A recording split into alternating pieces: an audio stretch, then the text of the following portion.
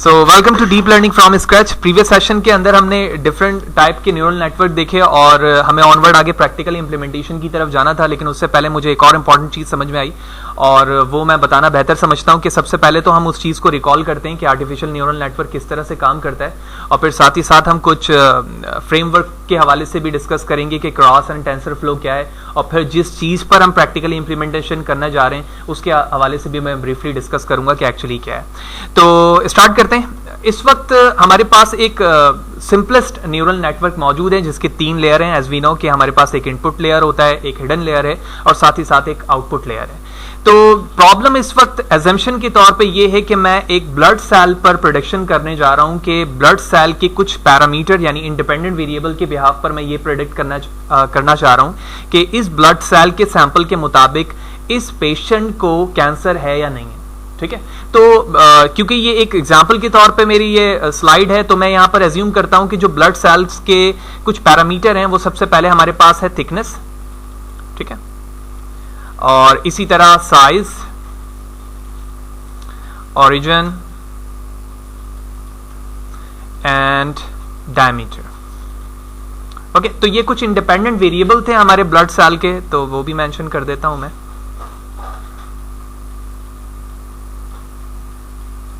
और इसके आउटपुट हमारे पास क्या होंगे, 0 या फिर 1, ठीक है, या फिर उसको उस सिलेक्टेड पेशेंट को behalf of this parameter disease है यानी पेशेंट कैंसर है या नहीं है। तो हम जानते हैं कि जो हमारे पास इनपुट लेयर्स हैं वो हमारे हिडन लेयर से जाकर respectively with respect to the weight connected होते हैं। तो मैं कह सकता हूं कि ये हमारा जो फर्स्ट न्यूरॉन है वो फर्दर तमाम न्यूरॉन से एक स्पेसिफिक वैल्यूज को यानी वेट को लेके जाकर कनेक्ट होगा एंड सो ऑन। ये इसी तरह second, third and fourth connect होगा। तो मैं थोड़ा सा रफली कर रहा हूं, ऑल्दो हम जानते हैं कि ये कनेक्शन किस तरह से है, और एट लास्ट मैं लास्ट वाले को भी कनेक्ट कर देता हूं। तो यकीनी तौर पे कोई वेट है जो वैल्यू ये लेकर जा रहा है, लेकिन हम ये जानते हैं कि जब हम मल्टीपल न्यूरॉन्स पर काम कर रहे होते हैं तो न्यूरॉन्स पर मल्टीपल काम करने की वजह यही है कि हमारे जो हर पैरामीटर हैं उनके जो वेट्स हैं वो अलग अलग होंगे, यानी हर पैरामीटर की स्ट्रेंथ भी अलग अलग होगी। मुमकिन है कि इस पैरामीटर को जो कि हम x1 से इंडिकेट कर रहे हैं इसके लिए ये न्यूरॉन इंपॉर्टेंट ना हो, ठीक है, और इसी तरह ये न्यूरॉन भी इंपॉर्टेंट ना हो। सिमिलरली जो साइज का पैरामीटर है इसके लिए ये न्यूरॉन इंपॉर्टेंट ना हो और इसी तरह ये न्यूरॉन इंपॉर्टेंट ना हो, जो कि मैं सेकंड कलर इसलिए इंडिकेट कर रहा हूं क्योंकि ऑलरेडी मैंने तमाम को पहले कनेक्टेड करके दिखाया है। इसी तरह ओरिजिन के लिए मुमकिन है कि ये वाला न्यूरॉन इंपॉर्टेंट ना हो और इसी तरह ये वाला न्यूरॉन इंपॉर्टेंट ना हो एंड सो ऑन। ये इस तरह से तमाम डायमेंशन को रिमूव करेंगे और साथ ही साथ सिर्फ वही एरिया यहां पर हाईलाइट होकर फाइनली शो होगा जो जिस न्यूरॉन के लिए पैरामीटर इंपॉर्टेंट है। उसके बाद हमें पता है कि इन तमाम की कुछ रेक्टिफायर या रिलो फंक्शन जो भी हम एक्टिवेशन फंक्शन प्रोवाइड करते हैं ये तमाम कुछ स्पेसिफिक वैल्यूज को लेकर आगे मूव होगा, और मूव होने के बाद यहां पर सिग्मॉइड का हम इस्तेमाल करते हैं। एज वी नो कि सिग्मॉइड हमारे पास इस फॉर्म पर होता है और ये फाइनली हमारे पास 2 में से एक वैल्यू प्रेडिक्ट करके बता देगा कि एक्चुअली ये किस तरह से ये अकॉर्डिंग टू द पैरामीटर हमारे पास जो वैल्यू आ रही है वो 0 के फॉर्म पर आ रही है, 1 के फॉर्म पे आ रही है, और साथ ही साथ जो प्रेडिक्टेड वैल्यू होगी हमारे पास दिस वन जिसको हम y कैप से जाहिर करते हैं। और साथ ही साथ फिर हम ये देखेंगे कि जो हमारे पास लॉस फंक्शन है उस लॉस फंक्शन की वैल्यू क्या है, और उसको रिड्यूस करने के लिए हमने ऑलरेडी टेक्निक पढ़ा हुआ है जिसको हम कहते हैं बैक प्रोपेगेशन।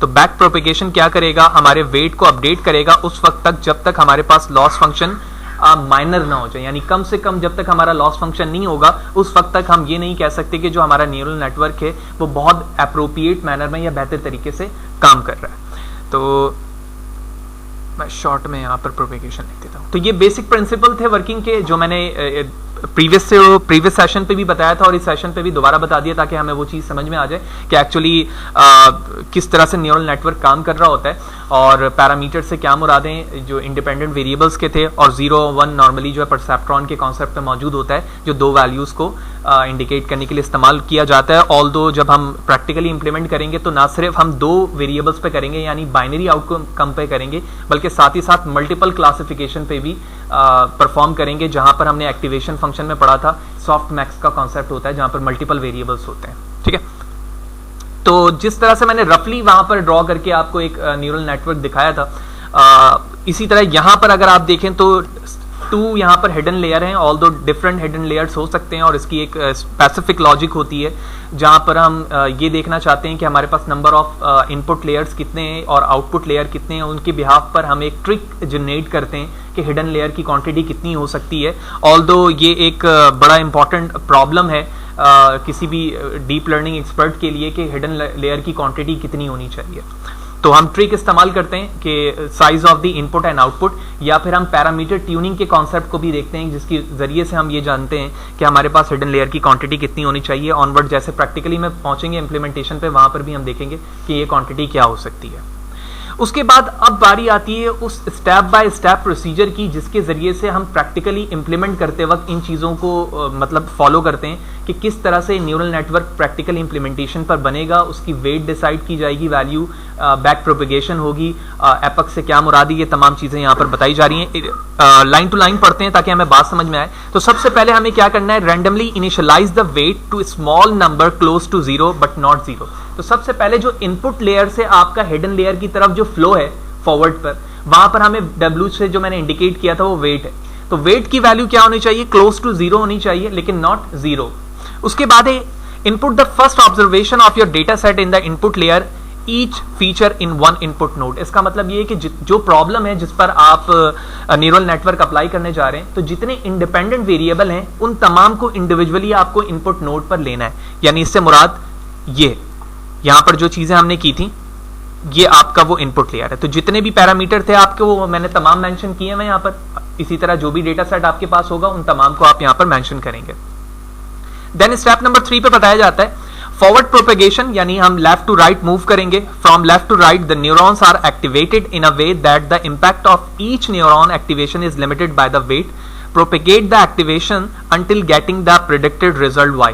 यानी उसके बाद जितने भी न्यूरॉन्स हैं वो हमारे डिफरेंट जो एक्टिवेशन फंक्शन है उसको फॉलो करते हुए आप आगे गुजरेंगे। जैसे हम जानते हैं कि हम हिडन लेयर पर नॉर्मली रिलो एक्टिवेशन फंक्शन का इस्तेमाल करते हैं और ये उस वक्त तक प्रोपेगेटेड होते रहेंगे जब तक आप हमारा जो नेटवर्क है वो प्रेडिक्टेड वैल्यू वाई के रिजल्ट तक नहीं पहुंच जाता है।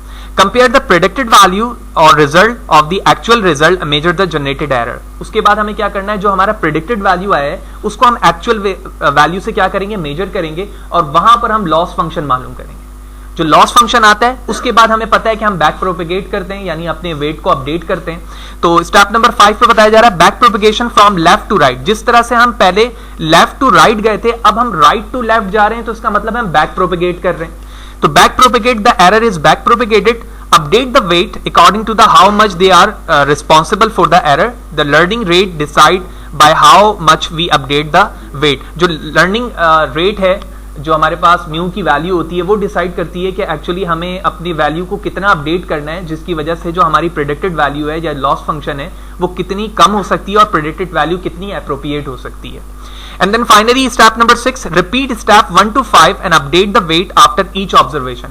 यानी हर एक ऑब्जर्वेशन के बाद हमें क्या करना है, एक एपक के बाद अपने वेट को अपडेट करना है या फिर रिपीट करना है step number 1 to 5, but update the weight only after a batch of observation, जिसको हम बैच लर्निंग कहते हैं। यानी जो एपक्स होते हैं हमारे जो होल डेटा सेट है उनमें से हम क्या करते हैं, एक बैच बनाते हैं जिसको हम मिनी ग्रेडियंट डिसेंट भी कहते हैं, जो प्रीवियस टू प्रीवियस सेशन पे डिस्कस किया, और हम अपने होल डेटा सेट को बार बार ट्रेनिंग स्टेज से गुजारते रहते हैं। जो हमारा होल ट्रेनिंग है जो कि स्टेप नंबर 1 से 5 तक है, अगर मैं इसे एक दफा रनिंग स्टेज पर गुजारूं तो हम इसे कहेंगे 1 एपक। तो इस तरह के मल्टीपल एपक्स हम अपने डेटा सेट पर लगाते हैं जिसके जरिए से हम फाइनली देखते हैं कि जो हमारे पास फाइनल आउटपुट आ रहा है वो काफी एप्रोप्रिएट आ रहा होता है।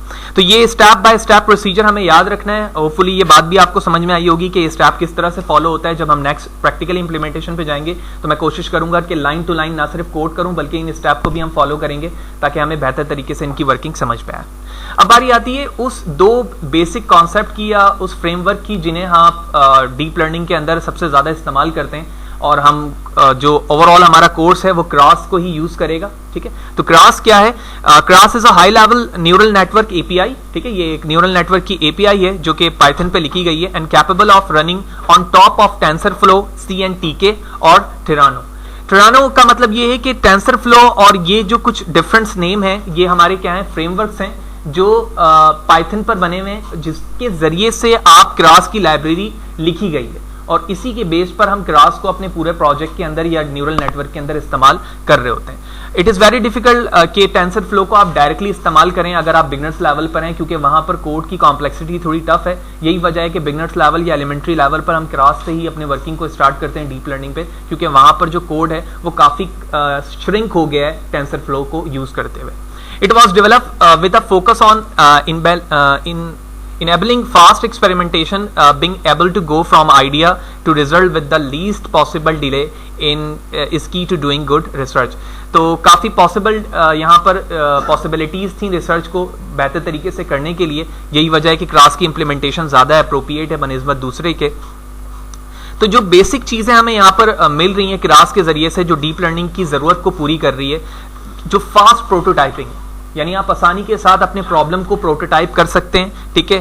फ्रेंडली इन्वायरमेंट प्रोवाइड करता है, मॉड्यूलरिटी है इसके अंदर, और एक्सटेंसिबिलिटी मौजूद है, और सपोर्ट करता है ये कॉन्वोल्यूशनल न्यूरल नेटवर्क को और साथ ही साथ रिकरेंट न्यूरल नेटवर्क को। ये डिफरेंट टाइप के न्यूरल नेटवर्क हैं, और साथ ही साथ ना सिर्फ ये सेपरेट करता है बल्कि इन दोनों को कंबाइन करके भी आपको ये फीचर देता है कि आप इन दोनों को क्रास के जरिए से यूज़ कर सकते हैं। और इसमें जो कॉन्सेप्ट मौजूद है वो CPU यानी central processing unit, GPU which mean graphical unit processing या ये प्रोसेसिंग यूनिट, और इसी तरह टेंसर फ्लो प्रोसेसिंग यूनिट जिसको हम TPU कहते हैं। तो ये तीनों चीज़ें इसके अंदर एम्बेड हैं और बड़े आसानी के साथ आप इसको इस्तेमाल कर सकते हैं। तो जो फर्दर डिस्क्रिप्शन है उसके हवाले से मैं इसके डॉक्यूमेंटेशन की लिंक भी लास्ट ही आपको प्रोवाइड करूंगा, जहां पर आप जाके क्रास के हवाले से इसके डॉक्यूमेंटेशन को पढ़कर बेहतर तरीके से समझ सकते हैं कि इसके डॉक्यूमेंटेशन क्या और वो किस तरह से डॉक्यूमेंटेट हुआ है इन टर्म ऑफ वर्किंग। उसके बाद बारी आती है टेंसर फ्लो की। एज अ नेम सजेस्ट कि जो टेंसर फ्लो है ये एक फ्री और ओपन सोर्स सॉफ्टवेयर लाइब्रेरी है for data flow and differentiable programming access a range of task. It is a symbolic math library, एक मैथ लाइब्रेरी है, and it also use for the machine learning application such as neural network. तो ना सिर्फ ये machine learning पे इस्तेमाल होता है बल्कि न्यूरल नेटवर्क के अंदर भी इसकी इम्प्लीमेंटेशन मौजूद है। और जैसे मैंने क्रास के वक्त भी डिस्कस किया यानी प्रीवियस स्लाइड पे कि टेंसर फ्लो को ही यूज़ करते हुए एक क्रास API बनाई गई है, क्योंकि टेंसर फ्लो के अंदर जो है मैथ का कॉन्सेप्ट काफ़ी बड़े पैमाने पर है। यही वजह है कि इसको समझने में थोड़ी सी मुश्किलात का सामना रहता है, ऑल्दो जब आप क्रास पे काम करना सीख जाएंगे तो आप बहुत आसानी के साथ टेंसर फ्लो की वर्किंग को भी जान लेंगे। अब बारी आती है प्रैक्टिकल इम्प्लीमेंटेशन की। तो डीप लर्निंग के प्रैक्टिकल इम्प्लीमेंटेशन के लिए मैं ये सजेस्ट करता हूं कि एक्चुअली आप कोशिश करें कि गूगल कोलैब को इस्तेमाल करें, ठीक है। गूगल कोलैब क्या है वो तो मैं बताऊंगा, लेकिन अगर आपकी मशीन अच्छी है और आपके पास ग्राफिकल यूनिट जो प्रोसेसिंग यूनिट है वो अच्छा है आपकी मशीन पर, तो आप आसानी के साथ क्रास को इंस्टॉल भी कर सकते हैं और यूज़ भी कर सकते हैं 64 बिट में ईजिली। लेकिन मेरी सजेशन ये है कि बहुत सारे ऐसे इंस्टॉलेशन प्रोसेस होते हैं सॉफ्टवेयर के जो आसानी के साथ मशीन पे नहीं हो सकते हैं। तो यही वजह है कि अगर आप एक ऑनलाइन गूगल के कोलैब को इस्तेमाल करें तो बड़े आसानी के साथ आप इस पर काम कर सकते हैं। तो सबसे पहले तो मैं क्रास और टेंसर फ्लो की आपको इम्प्लीमेंटेशन के हवाले से उसकी डॉक्यूमेंटेशन शो करता हूं, और उसके बाद कोलैब के हवाले से भी दिखाता हूं कि गूगल कोलैब क्या है और किस तरह से आप आसानी के साथ फ्रीली इसके अंदर इस्तेमाल काम कर सकते हैं। तो सबसे पहले ये इस वक्त मैं क्रास के प्रोफेशनल साइट पे मौजूद हूँ क्रास.io, और ये इसकी डॉक्यूमेंटेशन पेज है। यहाँ पर जाने के बाद आप ब्रीफली और तफसील के साथ क्रास के हवाले से पढ़ सकते हैं कि क्रास क्या है और किस तरह से इसकी वर्किंग है। ऑल्दो उसके बाद हमारे पास tensorflow.org है, और टेंसरफ्लो पर आने के बाद आप मल्टीपल्स चीज़ें के बने बनाए यहाँ पर प्रोजेक्ट भी देख सकते हैं जो न्यूरल नेटवर्क पे बेस करता है। ऑल्दो अगर आप बिगनर्स लेवल हैं तो यहाँ पर बड़ी कॉम्प्लेक्सिटी होगी कोड को समझने में। ऑल्दो कोड तो मौजूद है, लेकिन जाहिर सी बात है कि एक स्क्रैच से चीज़ों को समझाना और अचानक से एक बने बनाए कोड को देखना काफ़ी मुश्किल होता है। तो यही वजह है कि हम बिल्कुल स्क्रैच से चीज़ें स्टार्ट करेंगे तो क्रास की हेल्प लेंगे, लेकिन जैसे ही आप क्रास पे वर्किंग समझ जाएंगे आप बड़े आसानी के साथ टेंसर फ्लो पे बने बनाए कोड को भी बहुत अच्छी तरीके से एग्जीक्यूट कर पाएंगे। तो अब हम समझते हैं कोलैब क्या है। तो जैसे मैंने गूगल पे कोलैब लिखा तो आप देख रहे हैं यहाँ पर गूगल कोलैब लिखा आया, मैंने इस पर क्लिक किया। तो क्लिक जैसे करूंगा तो आप देखेंगे कि ये आपको एक प्लेटफॉर्म प्रोवाइड करता है जुपिटर नोटबुक का। जैसे आप एनाकोंडा आईडी जब अपने मशीन पर इंस्टॉल करते हैं तो उसके अंदर स्पाइडर आईडी भी मौजूद है और एनाकोंडा आईडी भी मौजूद है, जुपिटर नोटबुक भी मौजूद है। तो ये आपको कोलैबोरेटरी क्या प्रोवाइड कर रहा है, free Jupyter notebook environment that required no setup और run entirely in the cloud, यानी कोई सेटअप की रिक्वायरमेंट नहीं है और क्लाउड बेस्ड ये एनवायरनमेंट है। आप किसी भी वक्त किसी भी जगह पर जहां पर नेट की फैसिलिटी मौजूद है, आप अपने जीमेल अकाउंट से लॉगिन होने के बाद उस कंप्लीट जुपिटर नोटबुक को एग्जीक्यूट कर सकते हैं, रन कर सकते हैं। साथ ही साथ अपने लोकल मशीन से ना सिर्फ इमेजेस बल्कि CSV, एक्सेल या किसी भी फॉर्मेट की फाइल को अपलोड भी इसमें कर सकते हैं और साथ ही साथ एग्जीक्यूट भी कर सकते हैं। फर्दर बताया जा रहा है with code laboratory you can write and execute code, save and share your analysis and access powerful computing resources all for free from your browser. यानी ना सिर्फ आप कोड कर सकते हैं और एग्जीक्यूट कर सकते हैं बल्कि आप अपने कोड को शेयर भी कर सकते हैं, एनालाइज भी कर सकते हैं, और जो कंप्यूटिंग पावर है जो ऑनलाइन आपको गूगल कोलैब प्रोवाइड कर रहा है वो फास्ट और हैवी और बिल्कुल फ्री है। यानी यहां पर आप ग्राफिकल यूनिट जो हमारा प्रोसेसिंग यूनिट है वो 10 GB तक आपको फ्री दिया जा रहा है। ठीक है, 10 GB तक आपको फ्री रिसोर्स मिल रहा है, तो आप बड़े आसानी के साथ प्रैक्टिस के फॉर्म पर यहां पर आकर उसको यूज कर सकते हैं और ना सिर्फ अपने कोड को यहां पर आप एग्जीक्यूट कर पाएंगे बल्कि साथ ही साथ आप शेयर भी कर सकते हैं और जो कोड आपने किया है वो आप डाउनलोड भी कर सकते हैं। जो नेक्स्ट सेशन पर जब हम जाएंगे तो वहां पर मैं लॉग इन करके और तमाम फर्दर चीजें आपको स्टेप बाय स्टेप करके दिखाऊंगा।